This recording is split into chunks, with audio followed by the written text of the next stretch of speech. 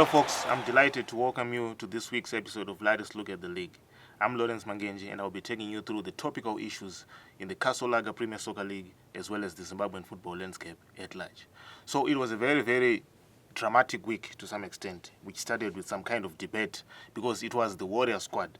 Michael Nice named his Warrior squad for the upcoming World Cup qualifiers against Benin and Rwanda.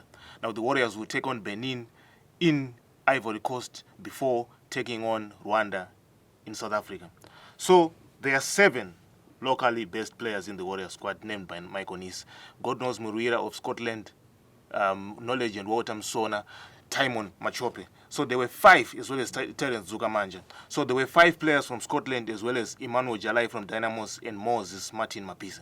So the squad naturally generated a lot of debate on various forms of social media because naturally football stakeholders can never agree on the kind of Warrior squad and the names that are published on it, because there were a lot of people who raised questions as to why there were no Simba Bhora players in the Warrior squad, and considering how Simba have played in the 2025 season and how they've been on top for a very, very long time, I guess it's a case of many expecting just probably a few Simba Bhora players, perhaps Ishane Sumauchi or Webster Tafa, but well, the coach made this decision and all we can do is to support the national team because it is the national team. Talking about the national team as well, there was something very, very, very controversial in terms of the national team, as much as it has got nothing to do with the league, but clearly we cannot ignore it. England-based midfielder Sean Fusire, who plays for Sheffield Wednesday, pulled out of the Warrior squad at the last minute with Zifa announcing that there were some kind of financial obligations which they could not fulfill on the part of the midfield. So what really happened? He was called in, but eventually he pulled out at the 11th hour. Sean would release a statement saying he has no problem with Zifa and he has no problem with the coach or anyone related to the national team. There were just some issues which were beyond his control that resulted in that kind of fiasco. So our investigations, though, however, revealed that Sean actually wanted a business class flight from Johannesburg when the team would have played against Rwanda back to the United Kingdom. So it's an 11-hour flight.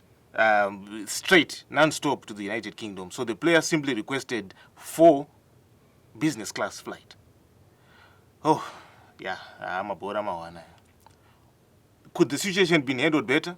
Were Zifa justified in saying financial obligations? Could they handle it better? No one knows. But look, that is what happened. It is what happened. The player wanted a business class flight. But interestingly, the flight that he wanted business class on is this very same flight on which Warriors captain Marvelous Nakamba, his deputy Marshall Munetsi, as well as Tawanda Chirewa are going to be in the normal class. So, yeah, I guess it was just a communication issue which Zifa probably, or the player himself, could have handled better. But, well, like I said, it's the national team. All we need to simply do is support and give the best in terms of backing the team. Talking about the league itself, it was match day 27 in the Kasolaga Premier Soccer League. Drama and non-stop drama. Denver Mukamba wakomana. Dynamos fans will tell you that Denver Mukamba kangofana has done, with justifiable cause, considering the brilliant volley that he scored against Scotland in a 5-goal thriller which Dynamos eventually edged the Premiership debutants 3-2. What a game it was. What a game. Look, I actually envy the kind of faith that Kelvin Kaindu has. Kelvin Kaindu has been saying repeatedly that faith moves mountains, and he's sticking to his faith.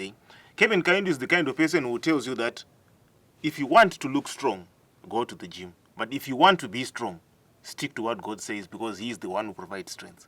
Well, I envy Kelvin Kaindu's faith, because Dynamos have won, incredibly so, 4 games in a row, and they've suddenly revived their survival mission. Because look, who can never believe that they can avoid the chop now? 4 games in a row. That's massive considering where Dynamos is before Kelvin Kaindu took over.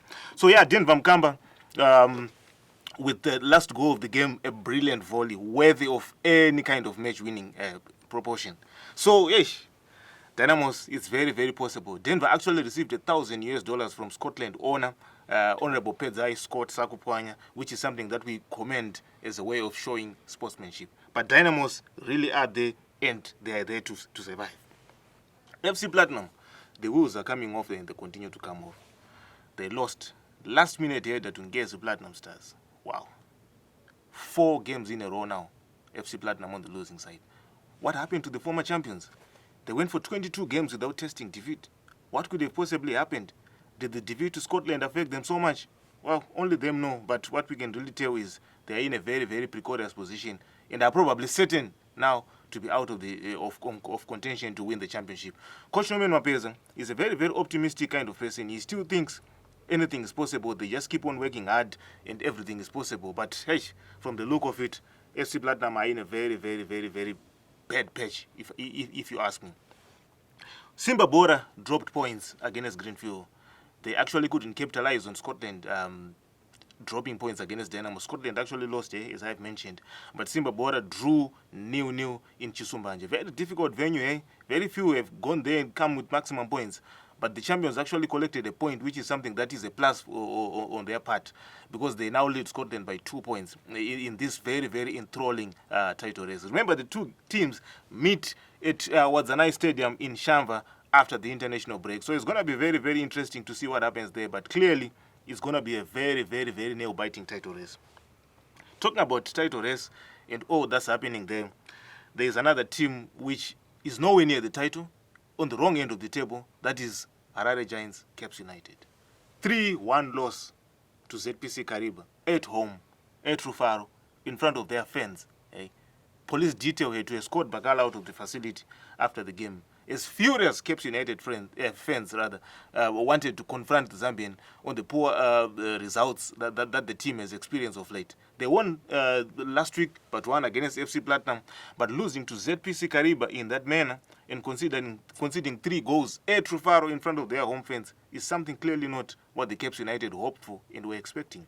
The question still remains, did Caps United sack a driver and hire a conductor?